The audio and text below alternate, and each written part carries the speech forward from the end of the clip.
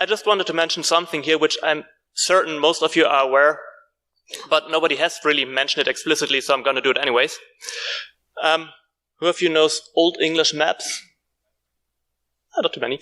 There are always those areas where you don't know what is happening, and this is usually the part where they say, there be dragons. So, if you just download from scikit-learn any image, that's not a good resolution, and you have those spots where you just, honestly, you don't have any data, and you don't know what happened there. If you write any sort of recommender system or whatever, it will tell you what the point there is, but truth is, you have never seen a point there. And during World War II, Arber and Walt had a related problem. So he was supposed to increase the armor for, I don't know which planes, I think, some sort of planes. Okay, bombers. Anyways, there you can see where the returning bombers got hit, so they usually increased the armor there. And he had the idea, well, maybe we should just increase the armor where the bomber was not hit, because if the planes took a hit there, they just went straight down. So whenever you have data, you actually want to sample it properly, and you also just want to see where am I in my data space? Where am I in my sampling space? And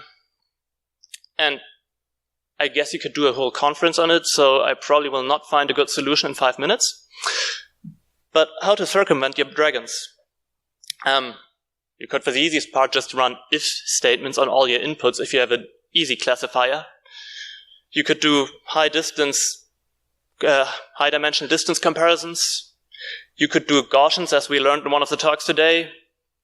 And you can also, if you get out of the data science life, you can try to get more data points, like the prominent ones. So I'm supposed to tell when our machines fail, so I'm trying to convince my boss that we could just let some of them crash, and then we have really good data. We have not agreed on that yet. Yesterday we heard the suggestion, use more diverse teams.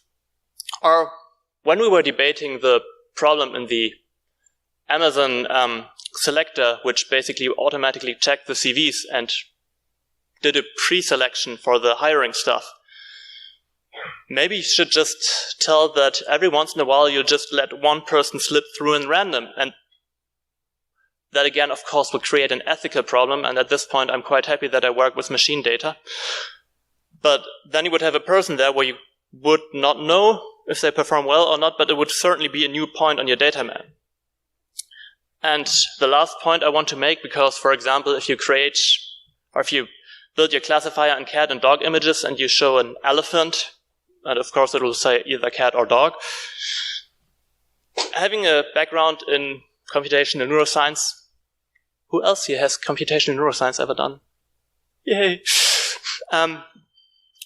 Maybe we also just need more biological motivation from neural nets, because technically they should be capable of, and at the moment we just recreated the smallest part. We have an idea of how we recreated a neuron, and then we stack them together in ways we think that are correct. Maybe we should get more ideas from that.